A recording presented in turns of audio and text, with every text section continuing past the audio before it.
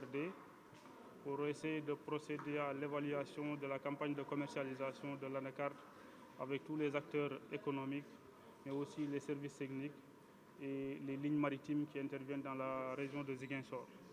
Comme vous tous, vous l'avez constaté, depuis 2018, le gouvernement du Sénégal avait pris un certain nombre de mesures pour accompagner la filière anacarde, mais aussi contribuer au développement du port de la région de Ziguinchor. Un port sur lequel le gouvernement a investi plus de 20 milliards pour son dragage, mais aussi on avait constaté une sous-exploitation de ce port.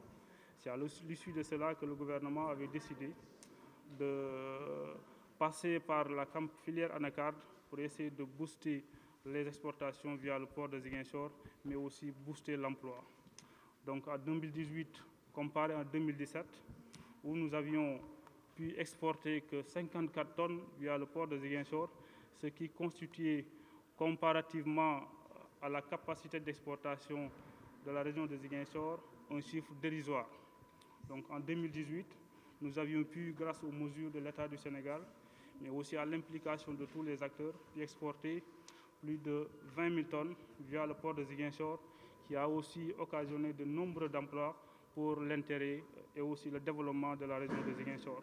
Donc pour cette année où on vit avec le contexte de la Covid-19, pour les acteurs économiques, tous les services qui accompagnent le développement de la filière anacarde étaient gagnés par la peur de ne pouvoir exporter, mais aussi par la peur de ne pas disposer des financements. On a pu, grâce à l'accompagnement de la DER, mais aussi des structures financières de la région de Ziguinchor, pu accompagner les acteurs, mettre à leur disposition des financements à hauteur de 3 milliards avec une garantie de la DER.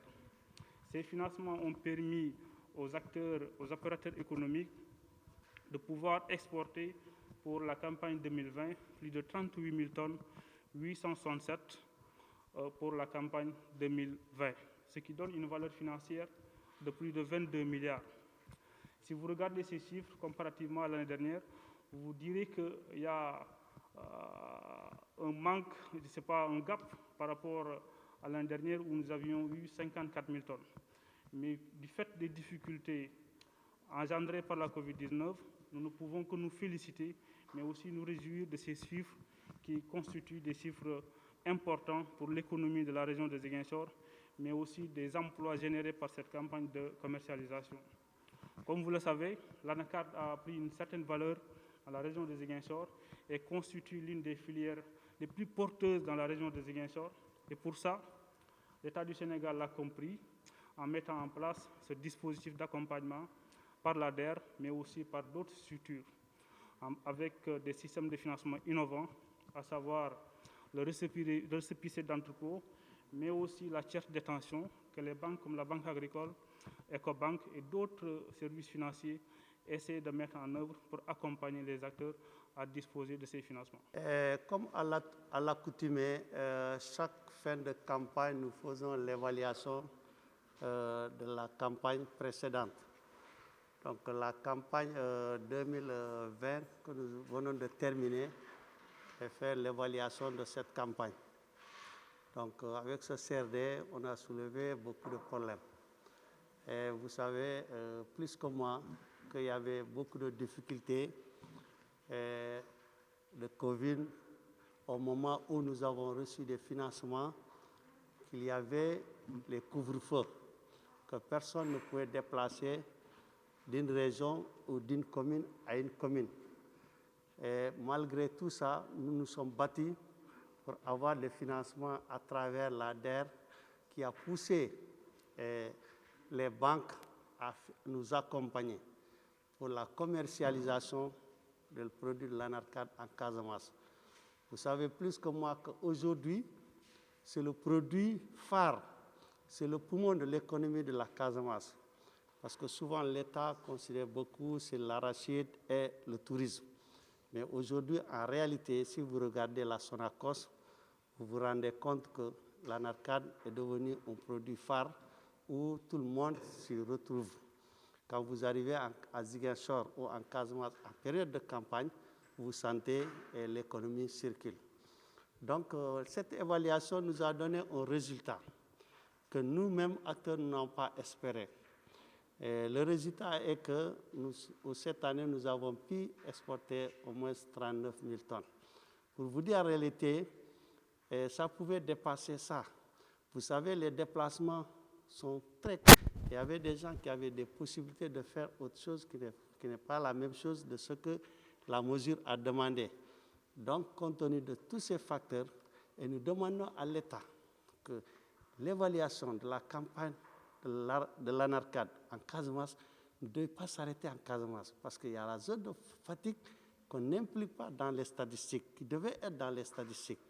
Donc, cette mesure doit vraiment être appliquée aussi dans la région de Fatick, parce que toute la quantité qui est produite dans la région de Fatick est partie ailleurs, et que ça devait partir par les ports, parce que la mesure, elle est nationale.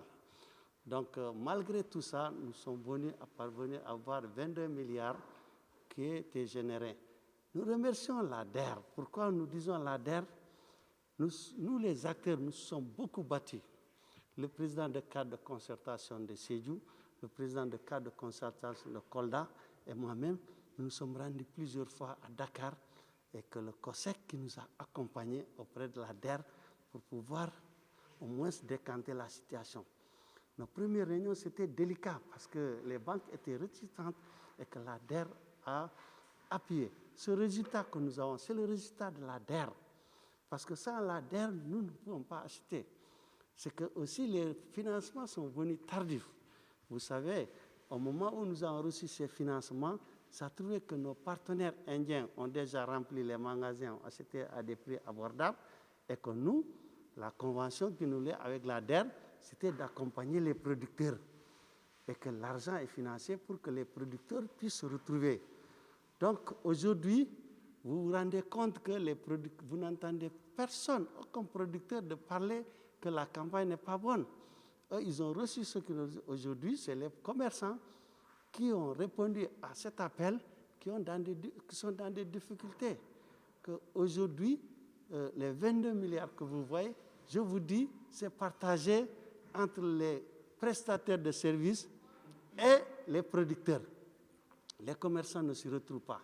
Et que nous demandons à l'État et à l'ADER d'accompagner le COVID et le fonds Covid pour qu'au moins ces structures qui sont là, les entreprises qui sont là ne partent pas en faillite. Parce que si ces entreprises partent en faillite, ce qui est l'objectif, c'était toujours que c'est des étrangers qui vont monopoliser cette filière. Et que l'objectif, c'est que les nationaux puissent monopoliser cette filière.